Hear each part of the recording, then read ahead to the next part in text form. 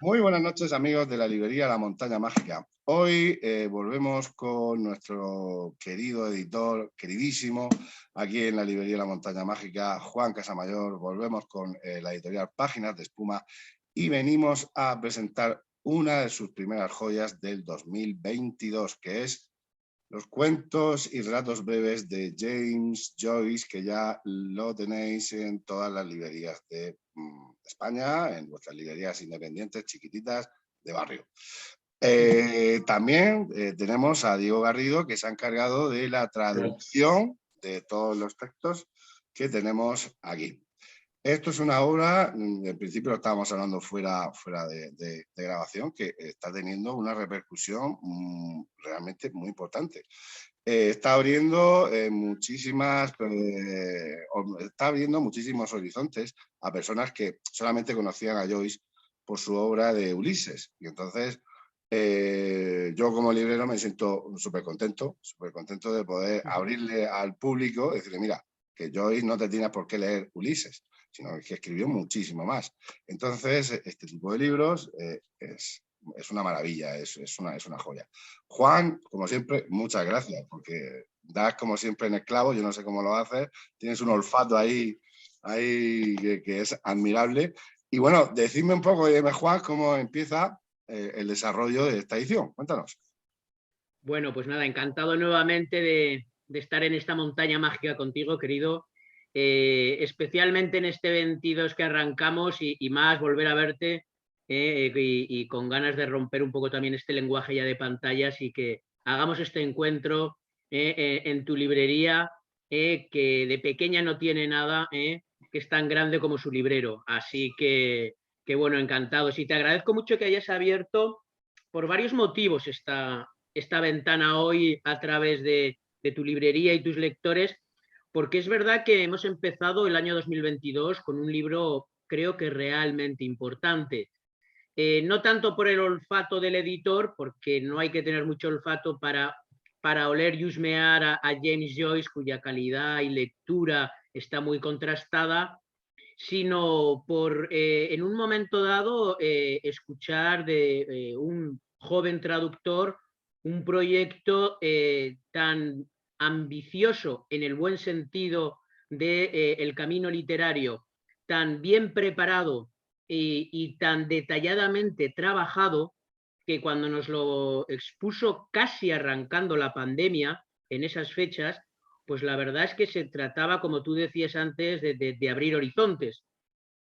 Ahora los libreros estáis abriendo horizontes a los lectores con estas posibilidades de que nos encontramos en los cuentos y prosas breves de Joyce, pero en un momento dado era abrir el horizonte a Diego y al mismo tiempo Diego nos abría el horizonte a nosotros como editorial para tener un libro que creo que va a ser un gran long seller, un gran libro de catálogo, un libro constante de lectura. Podremos hablar de los distintos elementos y factores que juegan a favor del trabajo de Diego, pero sobre todo, igual que Páginas de Espuma siempre ha trabajado con escritores con una larga trayectoria, pero también con jóvenes, lo ha hecho también en el campo de la ilustración, era un momento de trabajar con un joven traductor y además lo de joven aquí tiene todo un factor muy positivo. O sea, creo que cuando la pasión y la vitalidad de un hombre joven se unen a un conocimiento tan sabio sobre la obra de Joyce, o sea, yo no he conocido a nadie en estos 25 años en el mundo del libro que sepa tanto de Joyce como Diego Garrido. Eso es el principio de este trabajo, Vicente querido, y a partir de ahí, pues bueno, se fueron armando todo el paso del tiempo y las etapas naturales que tiene una traducción tan compleja y además también, digamos, acompañada con todo el aparato crítico y todos los prólogos que hacen cada parte Diego. Exacto. Diego, enhorabuena, de verdad. Muchas gracias. Bienvenido. Bueno, creo que es tu primera Sí, aventura en la traducción. Sí, la primerísima, vamos, porque es lo que te decía también fuera de cámara, que o sea, que Juan me ha orientado un poco lo que espero que sea mi carrera laboral, porque yo estudiaba cine iba muy convencido con hacer cine. Lo que pasa que, porque no me dio la nota, tuve que meterme a producción, entonces empecé a estar más desencantado y a la vez la literatura cada vez me gustaba más y ahí fue cuando empecé a leer a Joyce por la película de John Huston de Los Muertos y lo fui leyendo poco a poco todo lo que tenía, que tampoco tiene tanta obra Joyce, en cuanto a número de libros es escasa. Y fui viendo en estas lecturas que había cosas que yo no encontraba traducidas al español y investigando fue porque muchas de ellas no estaban traducidas y daba la casualidad de que todas ellas tenían en común que eran formas breves. Ya desde, no te hablo de dublineses, que eso evidentemente pues sí que son las partes más largas del libro y las que ya estaban traducidas, pero el resto de cosas que abarcaban toda su vida literaria desde lo primero que escribe hasta lo último, había muchas cosas breves que no estaban traducidas. Y yo tengo algún libro de páginas de espuma, tenía ya, y bueno, sabía que se dedican esencialmente, son conocidos por la forma breve. Y la verdad que lo propuse un poco, o sea, no voy a decir sin esperanzas, pero yo estaba en la cuarentena y dije, bueno, a ver si cuela un poco. Y me escucharon y al principio, bueno, pues sentí la responsabilidad de una editorial grande y real, que tengo que hacer es un trabajo que tiene que estar bien sí o sí, pero a la vez estaba también tranquilo porque, bueno, porque tenía tiempo y pensaba realmente que iba a salir como ha salido, yo creo. Estupendo. Bueno, vamos a introducirnos un poco más en lo que es el libro, si os parece. Vamos a ver, ¿cuáles son los textos que has traducido tú que no se habían traducido hasta ahora de Joyce? O que estaban las traducciones perdidas, en todo Pues caso. mira, claro, si quieres te hablo un poco en orden. Sí, sí. Lo primero son las epifanías. Yo vi que existía, me enteré también un poco a mitad del proceso incluso y no las pude consultar siquiera. Vi que existía una traducción al portugués y una al español de las epifanías, junto con el retrato del artista, que es este primer ensayo, que luego va Stephen Giro, que luego acaba en la novela. Hay un poco de confusión con los nombres. Es el retrato del artista, pero todavía no es adolescente porque lo hace cuando realmente es adolescente. No lo mira desde lejos. Entonces, lo que es raro, que está publicado solo en el original, en versiones, digamos, académicas, en estudios bastante en tesis casi, son las partes del anexo, los tres cuadernos que aparecen aquí, el de Trieste es el que más me interesa a mí, el de los apuntes sobre sus seres queridos, conocidos y todas las cosas que se le pasaban por la cabeza, como Irlanda, Jesucristo, que iban a ser fundamentales en sus novelas. Eso no estaba traducido, por ejemplo, y me parece una cosa esencial para entender a Joyce, que eran los muchísimos apuntes que iba tomando todo el rato y que nunca desperdició. Y luego los cuentos infantiles, no sé si estaban traducidos los dos al castellano. La parte final del diario de Stanislaus, de su hermano pequeño, que yo sigo luchando, algún día espero poder publicar entera la traducción, tampoco estaba traducido, me parece de lo más interesante. Los fragmentos del retrato tampoco. El Finch Hotel, ya como yo, sí tienen traducciones, pero también muy especializadas y sobre todo nunca se había puesto todas las formas breves en orden cronológico y juntas, porque creo que estos fragmentitos aislados y sin explicación pierden mucho, porque hay una parte de oscuridad que hay que despejar, porque no son textos, algunos que Joyce publicase en vida y que hay que saber en qué momento de su vida los escribió, por qué. Y aquí se da todo, digamos, cerradito ya. Un trabajazo, ¿verdad, Juan? Es un trabajazo, como veis, ¿no? Sobre todo porque creo que además tiene varios factores que a tus lectores y lectores les van a encantar, o sea, que hay muchos argumentos para poder entrar en Joyce. Uno lo acaba de apuntar Diego, o sea, que es la capacidad sistemática que ha hecho para arrojar luz a una serie de obras inconexas entre sí y que había que dotarlas como de una continuidad, pero explicando de dónde venía cada texto por sí mismo y a la vez relacionado con toda la obra. O sea, Joyce es un autor en espiral que constantemente va llevando un tema a otro, espacios, tiempos de un lado a otro, y Diego casi nos ha dibujado un atlas, casi es un manual de instrucciones para poder leer a Joyce. Luego, algo fundamental, que muchas veces se obvian en estas propuestas de cuentos completos que hacemos, que a mí me parece la fundamental, más que sean completos, que es el orden cronológico. O sea, podemos ver al Joyce joven de las Epifanías con 20 años a esa obra medular como es Dublineses, y luego esa deriva un poco sí más compleja que podemos encontrar en Joyce y que ha pasado un poco a la fama esa dificultad, ¿no? Y ahí viene otro elemento buenísimo de Diego, que derriba el mito. O sea, que abre la puerta directamente y invita a leer, porque hay muchas formas de acercarse y de leer a Joyce. Es como voy a quitar a Joyce del altar y os lo voy a poner delante tal y como está. Y todo eso, todo ese trabajo, ya no solo en sí la traducción, toda esa vocación casi de hacer un universo delante de nosotros, eso es un reto. Ya no solo como traductor, que Diego lo es, sino que Diego ha demostrado ser un editor de un clásico. Y eso es muy, muy importante. Estamos Sí, es ante un un clásico, editor y un Juan. traductor. Es un clásico, perdona, que yo creo que esto es lo más importante, que ha sido muy maltratado gracias a sí mismo, que el Ulises muchas veces, lo digo claramente como lector y como amante de Joyce, el Ulises muchas veces es un suplicio y la lectura nunca, nunca debe ser un suplicio, nunca debe... O sea, yo creo que si un escritor es difícil de leer es un error suyo, no es un error del lector. Y Joyce es un escritor en el Ulises y muchísimo más en Finnegan's Wake que es difícil de leer. Y mucha gente se ha quedado con esa imagen de, bueno, escritor venerable que será la cumbre de la literatura, pero no está hecho para mí.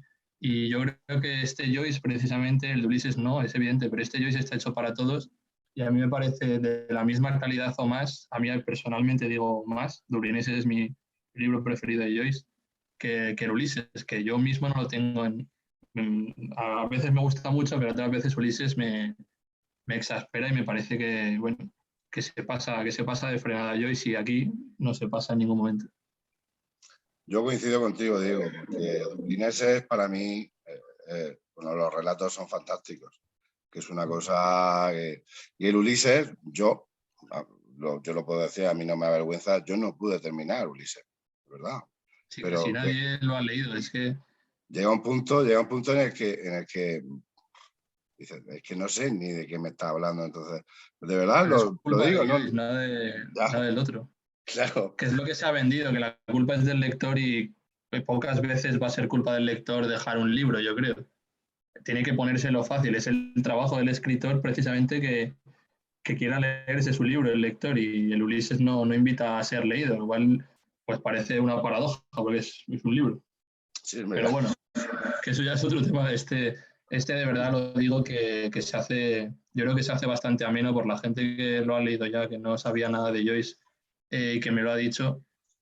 Tiene algo de personaje de aventuras, Joyce, también su vida y los prólogos y las notas, yo creo que van encadenando una parte con la siguiente y hacen una unidad bastante legible. es muy interesante los prólogos y las vivencias que tú dejas de Joyce, porque no se conoce aquí no se conoce mucho lo que es la vida, y sobre todo también, vamos a decir entre comillas, la vida íntima, que se conoce todavía menos, pero claro, aquí vamos a decirlo, entre literatos, entendemos que Joyce es la voz irlandesa por antonomasia, surgida pues, en el momento de la independencia, etcétera. Entonces se le achaca a Joyce como una especie de sí o sí que tenía que ser un irlandés nacionalista católico, y no era nada de eso, era todo lo contrario. Entonces, claro, está muy bien, ¿eh? A veces eso es lo más complicado, que a veces no pudo ser todo lo contrario y cuando alguien no está en un extremo ideológico cuesta mucho definir su posición. Él no era nacionalista, pero a la vez tampoco era anglófilo, como se le acusa al protagonista de Los Muertos, por ejemplo, por escribir en inglés, que es la lengua que él ha heredado, no el irlandés, que es una lengua que ya no se habla en su país, que es Irlanda. Entonces, tiene un montón de posiciones que están en el centro de dos pensamientos antagónicos y por eso mismo, de tanto verse en el centro de dos campos de batalla, él dijo que huía, que no se veía reflejado ni en el nuevo teatro de Yeats, ni en Irlanda, ni en los orangistas del norte. Él no se veía reflejado en nadie y por eso se vio obligado a huir y a crear una obra absolutamente original. A veces esa necesidad de ser original, en mi opinión, le pasó factura. Pero él siempre tuvo una posición difícil de reducir, digamos, a un posit. De Yates, pues bueno, pues fue nacionalista, Joyce no fue ni nacionalista ni lo contrario. Esas cosas son... Y además también, que tú también lo citas, el tema de la moral católica irlandesa. Por ejemplo, Claro. en el cuento Evelyn, bueno, creo que se pronuncia así, ¿no? Sí. Evelyn, sí. Que realmente hace una crítica muy fuerte, ¿no? a ese trauma que tiene esa muchacha, porque con la muerte de la madre, con no defraudar a la madre, no saber Es su hermana mayor, literalmente. Claro, entonces, y así hay muchísimos cuentos que normalmente es lo que quiere romper, es con esa barrera psicológica moral en la que vivían sus contemporáneos de Irlanda y de la que él no estaba, vamos, para nada de acuerdo. Pero tampoco quería, porque a él le tocó retratar la clase más difícil, en mi opinión, en literatura, que es la clase media, porque es menos susceptible a clichés, está menos manida, yo creo que la clase media está menos definida, bueno, sus manías, que las de la clase baja o de la clase alta están más dibujados, digamos, y él lo que dijo de dublineses de forma un poco cruel, pero él era bastante cruel en su juventud, es que iba a ser el cristal pulido en el que sus compatriotas iban a poder mirarse con miedo a reconocerse. Entonces a él no le gustaban los escritores tipo Dostoyevsky que ahondaban o fijaban el foco en las miserias, ni tampoco lo contrario, los que se quedaban con lo bueno de la vida. Él decía que la vida del hombre ocurría haciendo otro de sus retruécanos entre Lautiers, de Lauter y Thiers, y Dublinés se refleja eso, lo mejor y lo peor de la gente que tenía alrededor. Sí, señor. Sí, la verdad es que sí. Es que Joyce, yo sigo creyendo que aquí en España, yo creo Juan está de acuerdo, sigue siendo está dentro de los escritores que se conoce el nombre, pero no se conoce la profundidad del personaje, del escritor, de su vida. Y tiene mucho, porque además fue muy influyente, en su momento fue, uno de los grandes y sigue siendo uno de los grandes. Por eso la importancia de Juan de que haya sacado otra vez que hayáis sacado por primera vez muchos textos que no se habían traducido y ha recogido pues dublineses con una nueva traducción magnífica. Entonces, Juan, y además una edición chulísima, así te lo digo. A ver, cuéntanos un poco el tema de la edición, porque tiene secreto. Sí, te cuento un poco el tema de la edición, que por un lado tiene que ver con la colección que ya conocéis de los cuentos completos de Páginas de Espuma, que son libros que intentamos no solo, como ya estamos viendo, cuidar mucho el contenido y las traducciones, sino ya, digamos, envolver, vestir bien al libro, ¿no? Su tapadura, su cabecera con color, su cinta para saber por dónde va la lectura, todo bien. Claro, aquí hemos dado un paso más. Y el paso más tiene que ver gracias a Arturo Garrido, que casualmente tiene el mismo apellido que Diego Garrido, quizás sean hermanos, quizá no, eso lo dejo ahí en el aire, pero Arturo ha hecho una interpretación maravillosa de las ilustraciones y de ciertas imágenes que podemos ver en la obra de Joyce. Yo además, fíjate que ahora que hablabas del Ulises de Galaxia con las ilustraciones de Eduardo Arroyo, creo que como que los libros espejean, o sea que en un momento dado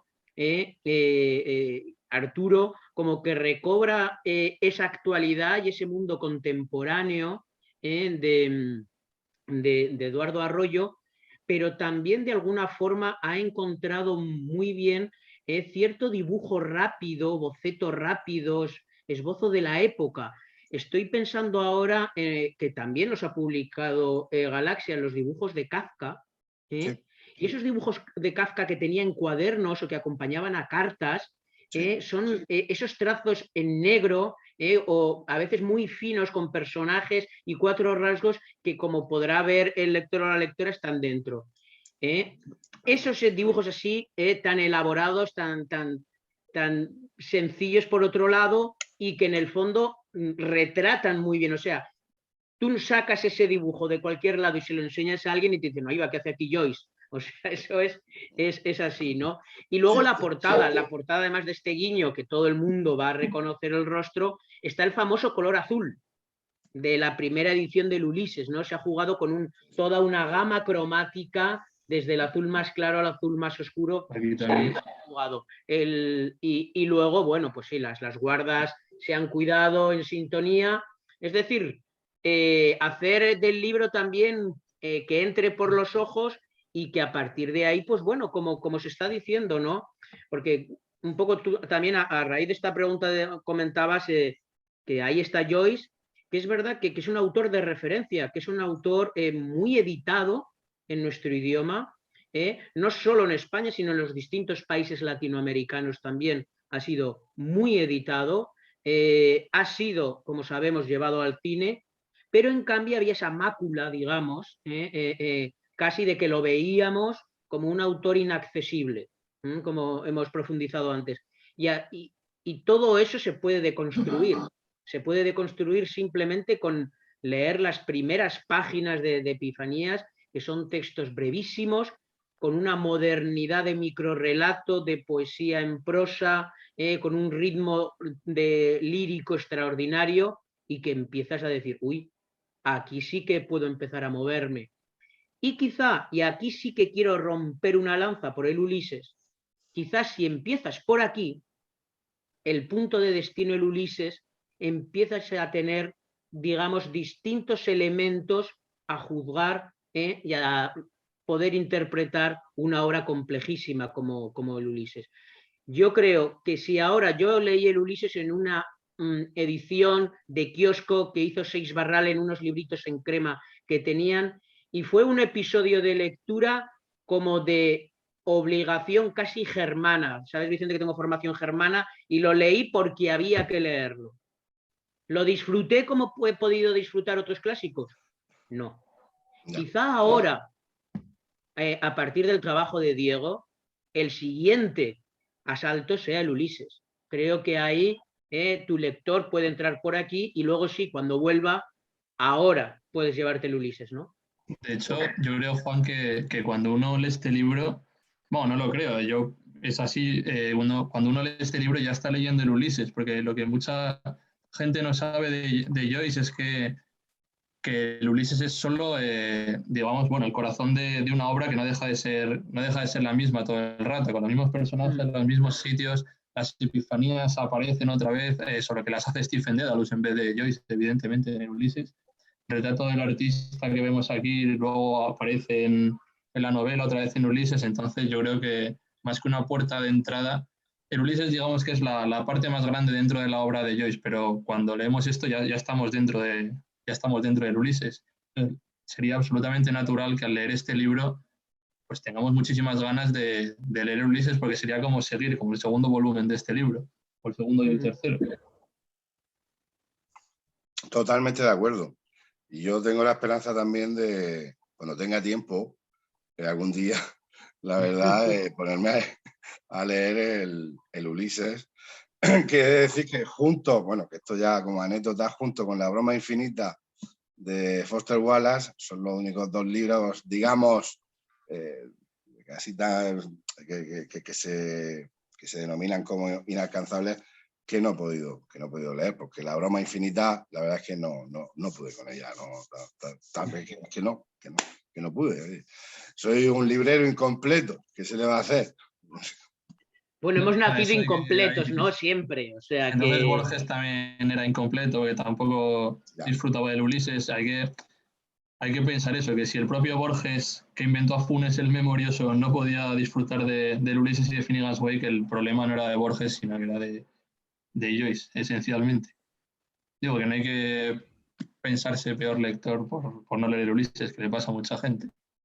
Pero sí que es verdad que lo que dice Juan, estoy totalmente de acuerdo. Este libro es muy importante, y lo tengo clarísimo, para poder construir esos cimientos de conocimiento de la obra de Joyce, con los que acercarte, digamos, de una manera madura y relajada al Ulises, sin quizás esa ansiedad muchas veces que te produce ya no el hecho de que el ronroneo clásico, bueno, es una obra que, bueno, que tal, que es un tocho, etcétera, etcétera, etcétera, sino muchas veces la propia ansiedad que te puede producir leerlo, ¿no? Porque hay momentos que, como antes he dicho, que no te ubicas muy bien en él. Entonces, estoy segurísimo que al igual que Juan, yo cuando termine de leerlo todo, que aún no lo he terminado, en tu traducción y todos los textos, me leeré el Ulises, aunque... A mí me ha dicho gente que nunca se había pensado leer el Ulises, o que incluso lo había empezado y lo había dejado, que después de leer el libro entran ganas realmente por lo cerca que queda del libro, el Ulises, que eso, que parece prácticamente una continuación. Y como el Ulises está tan pegado a la vida personal de Joyce, y aquí se cuenta también toda su vida, sientes casi que es ineludible al menos intentarlo, ¿sabes? Otra cosa luego ya es pues que te acabes perdiendo otra vez, pero por lo menos la gente que lo ha leído me ha dicho que le han entrado muchísimas ganas de intentarlo otra vez o de intentarlo por primera vez. Claro, Juan, y aquí está el valor de esta colección que llevas. Por ejemplo, los cuentos de Chekhov. Es importantísimo también hacerlo de manera cronológica. Es que eso es algo muy importante. Yo, desde siempre, bueno, yo soy licenciado en Historia, y entonces el tema de la cronología yo lo llevo como muy cuadriculado. Entonces, eso lo aplico a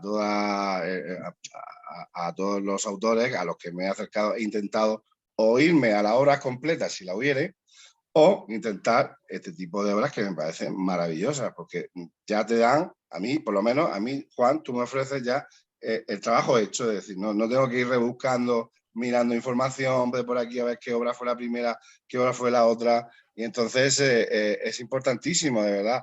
Entonces, para mí, este tipo de obras, yo, cuando me preguntan por ellas, evidentemente se lo explico de esa manera. No es lo mismo, por ejemplo, en el caso de Chekhov, cogerte una obra de cuando era mayor que cuando era joven. Es que no es lo mismo, no vas a estar leyendo al mismo autor, porque no es el mismo autor.